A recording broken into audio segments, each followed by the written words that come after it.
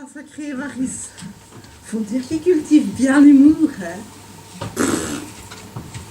Mais dis donc, toi, regarde pas bien dans les yeux, là. Et s'il disait vrai, là, ton potager? Mais qu'est-ce que tu racontes? On ne fait pas là, hein, tu m'as bien compris, hein. Je parle de sa théorie sur les dragueurs chroniques. Il avait l'air si convaincant. Et c'est vrai qu'il te connaît tellement. Tu te trompes, Laura. Évariste pense me connaître, mais il me connaît pas. Du moins, connaît-il qu'un aspect de ma personnalité, la face émergée de l'iceberg, pourrait-on dire. On pense connaître les gens parce que on les regarde toujours de la même manière, de la même façon et souvent dans la même direction. Regarde, moi aussi avant, je croyais te connaître. Ma louloute, c'est toute la différence entre se connaître et se découvrir. Eh, elle a pas touche, hein. Évariste a raison, là, c'est vrai, là, que tu démarres au quart de tour. Non, mais c'est de ta faute aussi, hein. Regarde-toi, tu es tellement chaude. Il suffit que je me frotte à toi pour qu'à tout instant, je risque de m'enflammer. Eh ben, et comporte-toi avec modération, hein, parce que je te signale que ton cher Évariste t'attend. Oh, méchante, mais puisque c'est ainsi, je vais aller tenter ma chance au bal du 14 juillet. En rue. Mais ma nénette, tu sais bien que je dis ça uniquement pour te taquiner. Laura? Mais ta mère te cherche partout, dis. Allez, file, sinon elle va encore me jaser dans les oreilles. Bon, alors rien à redire, hein, je fais ce que je veux, hein. Je n'ai pas envie d'entendre parler encore les voisins et dire que tu passes plus de temps ici que chez toi, hein. Qu'est-ce que tu voulais dans le fond? De rien, il fait chaud et j'ai amené à boire aux hommes.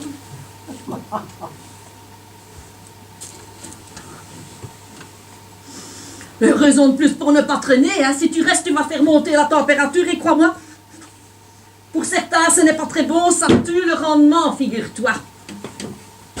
Ça va, ne te fâche pas, toilette, hein. J'y vais. Putain, arrête donc. De toute façon, moi aussi, je m'en vais. Évariste m'attend.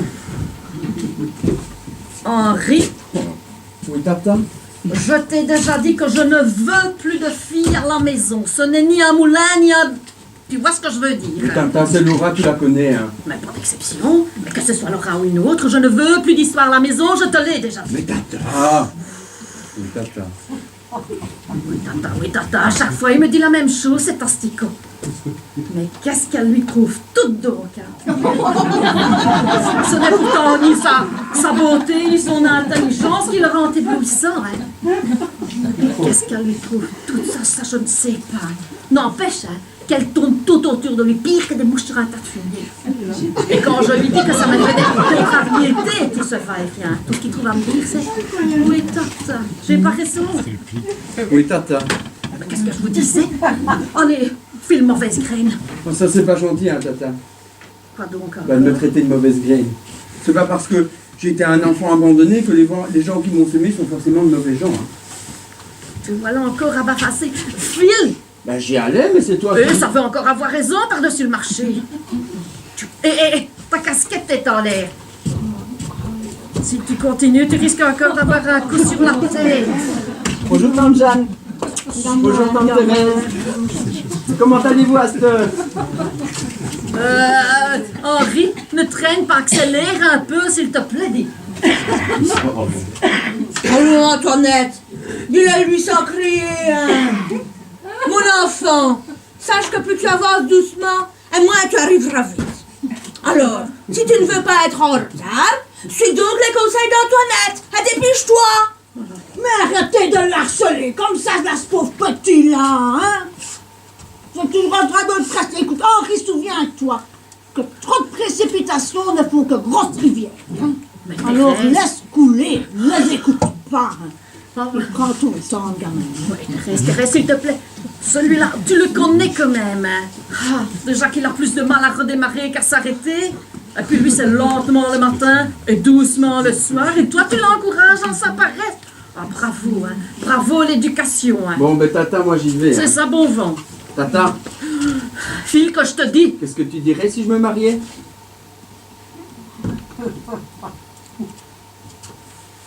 Ce garçon m'étonnera toujours. Hein. Tu sais, Antoinette, Au jour d'aujourd'hui, il ne faut plus s'étonner de rien. Alors ça, j'en ai raison. Si tu ne t'étonnes jamais de rien, ben tu ne t'étonneras jamais de tout, hein. Ouais, mais enfin, vous l'avez entendu. Voilà qui veut se marier à présent. Et pourquoi pas? Mariage d'amour ou mariage de raison? Dans tous les cas font les bons garçons. Enfin, vous rigolez, quoi. Mon Henri, il n'est pas plus mûr que les pommes en cette saison, hein. Vous le voyez se mettre en ménage, vous. Qui sait? Les surprises sont toujours inattendues. Ah, sinon, ça ne serait plus de surprise, hein. Tu sais, Antoinette, il faut le comprendre. Si ça commence à me gratouiller, ben ça n'a rien d'étonnant, hein? Un garçon sans femme, c'est comme une voiture sans frein. C'est vrai, Antoinette, mais vaut parfois mieux se passer de voiture si on ne veut pas terminer dans le fossé. Hein. Oh, Thérèse, chacun ses opinions, hein? Mais, pour en revenir à Henri, ah ben, je le verrais bien marié. L'amour est aveugle, mais le mariage lui rend la vue. Ouais, ben, je me demande bien avec qui, quand même. Mais avec Henri, comment savoir? On ne sait jamais quand il est sérieux ou quand il blague. Mais se marier, je vous demande un peu. Si au moins je savais avec qui. Ouais, il change plus souvent de copine que de chaussettes. Justement, Antoinette, dis-toi que si un jour il trouve chaussures à son pied, Dans ces chaussettes seront sûrement plus propres. Ben, dites donc, vous deux. Ben, vous m'avez l'air d'en connaître un rayon sur les bons hommes, hein? Pour deux vieilles filles comme vous, je suis plutôt étonnant. et pourquoi donc? Sache, Antoinette, que l'on voit beaucoup mieux de loin les détails qui échappent à ceux qui sont tout près. Dans ça, tu as raison. Hein. Pour avoir un vrai regard sur un homme, il vaut parfois mieux être presbyte. Hein. Presbyte, mais qu'est-ce qu'il faut pas entendre, dit? Ce ne sont pas ceux qui ont les plus grandes oreilles qui entendent le mieux.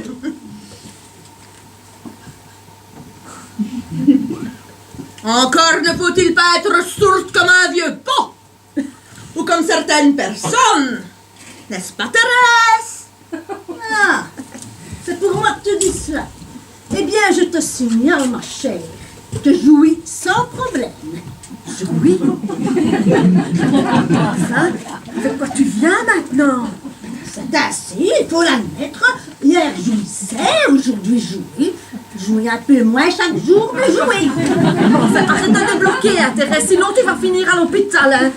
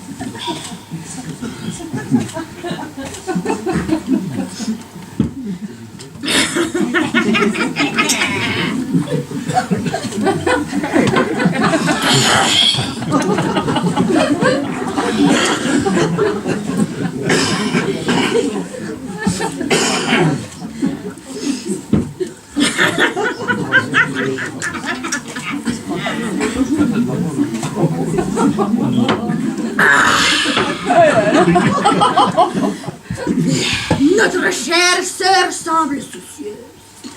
As-tu remarqué que ses soucis font froncer ses sourcils? Elle sait pourtant que les soucis doivent rester dans le jardin. Que les scènes dans les maisons ne récoltent que des ennuis, hein. Dis-moi, Thérèse, crois-tu qu'Henri disait vrai à propos de mariage?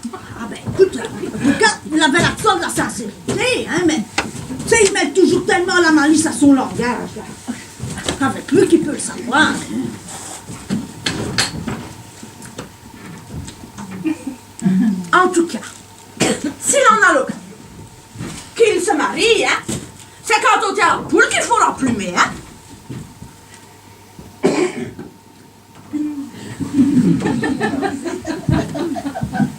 C'est bizarre, hein?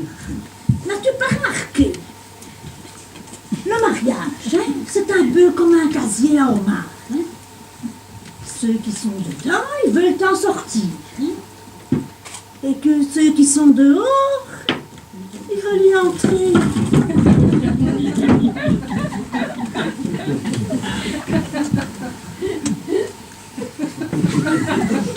Hola. Hola. Ah, y a quelqu'un? La porte était ouverte. Je ne suis pas permise d'entrer. Sachez, madame, qu'une maison qui semble hospitalière n'offre pas forcément l'hospitalité. Certes, jamais qui se présente sans mauvaise intention mérite qu'on lui prête attention. Hein? Ne jugeons pas trop vite. Hein? Alors, que voulez-vous? Hein? Je cherche un homme.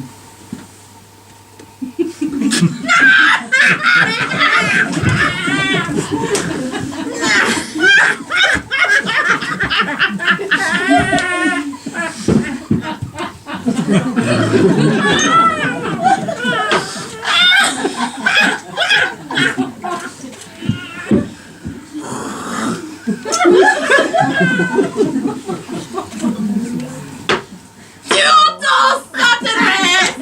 Elle cherche un homme. Vaste désir. Nous, ça fait longtemps qu'on ne cherchait plus.